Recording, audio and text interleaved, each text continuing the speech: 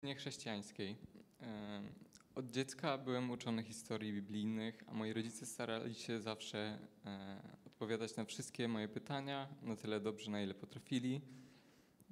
I być może dlatego nigdy nie miałem wątpliwości co do istnienia Boga. Podobno odkąd byłem bardzo mały, bałem się, że trafię do piekła i w wieku 3 lub 4 lat oddałem moje życie Bogu w jakimś lesie.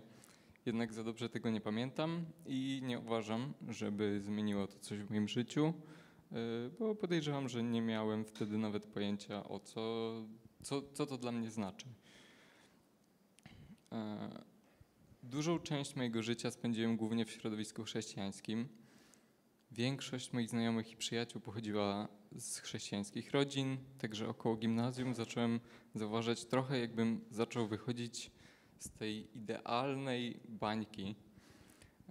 I chodzi mi tutaj głównie o bańkę moralną.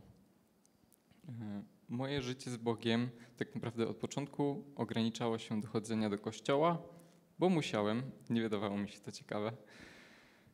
Modlitwy przed posiłkiem i snem, no to był taki standard.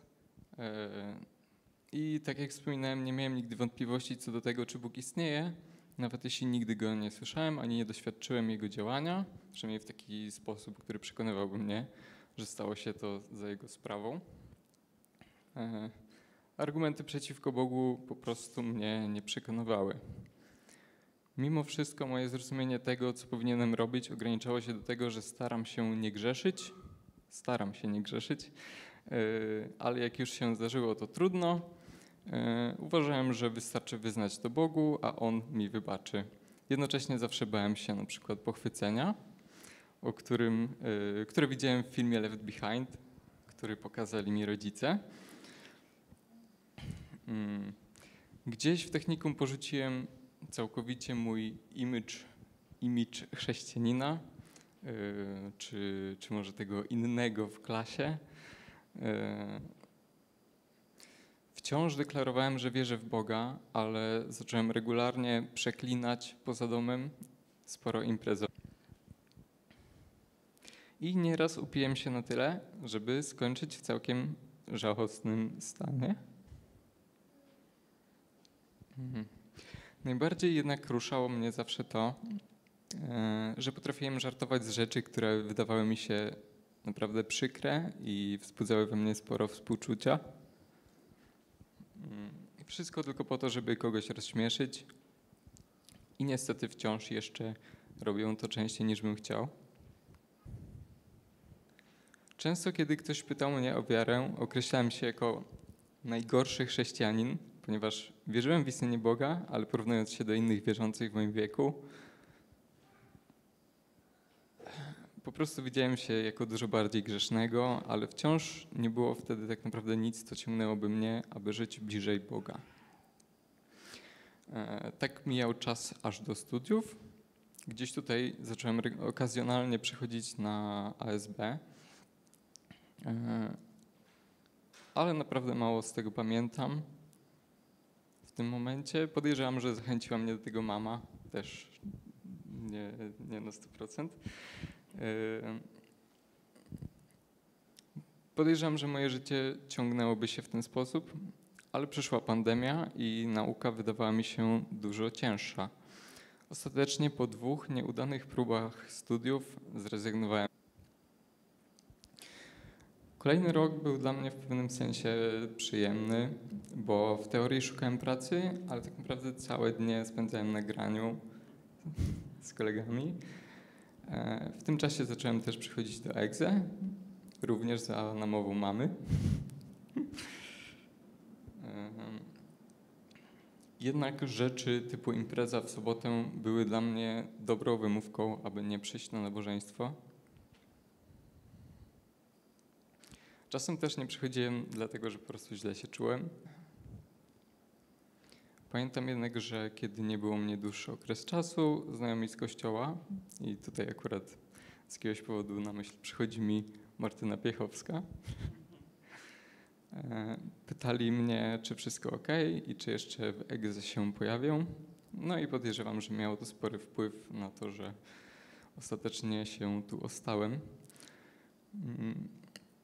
W końcu udało mi się znaleźć stałą pracę, ale nie widziałem jej jako coś wartościowego i w głowie miałem cały czas myśl, że tak naprawdę nie widzę w sobie zbyt dużej wartości. Szczególnie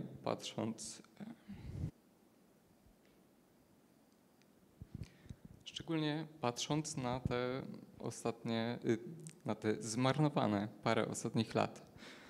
No i tak się też zdarzyło, że w podobnym czasie nasza grupa domowa, na którą sporadycznie wtedy uczęszczałem, stała się na tyle liczna, że rozdzieliła się na dwie i po paru tygodniach zastanawiania się dołączyłem do grupy Filipa Kegla. Księgą, którą zaczęliśmy wtedy omawiać, była Księga Rodzaju i było to dla mnie świetne doświadczenie, ponieważ poza księgą, która sama w sobie wydawała mi się ciekawa, szczególnie omawiając ją w grupie, Filip dodawał nam pewnych ciekawostek historycznych, które tłumaczyły na przykład pewne dziwne zachowania czy zwyczaje bohaterów. Sama księga wydawała mi się na tyle ciekawa, że zacząłem kontynuować ją samemu, też poza grupką, i czytanie Biblii stało się moją dzienną rutyną, czy nawet główną rzeczą, którą wtedy robiłem w ciągu dnia. Taka szczególna rzecz, którą zauważyłem wtedy, czy taką szczególną rzeczą było to, że czytając, co Bóg czynił, szczególnie w Starym Testamencie, widzimy, co się Mu podoba, a co nie, a jednocześnie mi samemu zaczęło wtedy zależeć na tym, żeby Mu się podobać. Gdzieś ten moment uważam za moment mojego nawrócenia.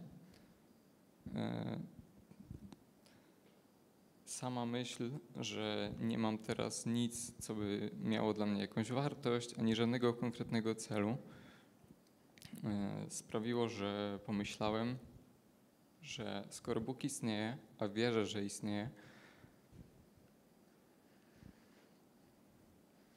to pewnie ma dla mnie jakiś plan.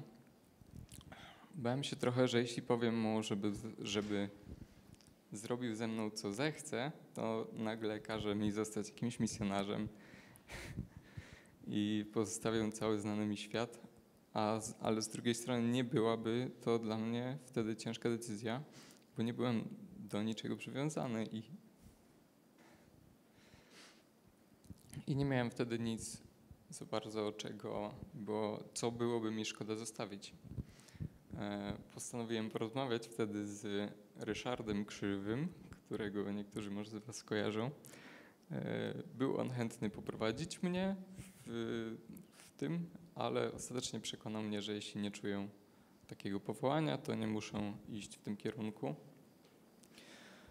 Po tej rozmowie minęło parę miesięcy, przez które dosyć mocno zmieniło się moje myślenie i być może zachowanie, chociaż nie mi to. Uważam, że Bóg pokazał mi, jak bardzo jestem grzeszny i gdyby nie śmierć Jezusa na krzyżu, nie miałbym szans się do Niego zbliżyć. Także widziałem wtedy dużo więcej grzechu, który wcześniej ignorowałem i chyba tu w międzyczasie stałem się też dużo bardziej płaczliwy, co teraz widzicie? Nie wiem czemu. W tym samym roku znów rozpocząłem studia, a Filipowi udało się w końcu namówić mnie na to, żebym wrócił na ASB, a jednocześnie na jego rozwoju, w sensie ASB, zaczęło mi naprawdę zależeć. Dlatego bardzo zachęcam, aby spróbować i przyjść chociaż raz, kto jeszcze nie był. Na dzień dzisiejszy chciałbym, aby ono się rozrastało i spełniało swoją funkcję. Nie wiem, czy nam to wyjdzie, ale dalszych planów nie mam, czy raczej staram się unikać moich dalekich marzeń i fantazji, ponieważ jak pisał jak 14-15, Wy, którzy nie wiecie, co jutro będzie, czymże jest życie wasze. Parą jesteście, która ukazuje się na krótko, a potem znika. Zamiast tego winniście mówić: jeżeli Pan zechce, będziemy żyli i zrobimy to lub owo.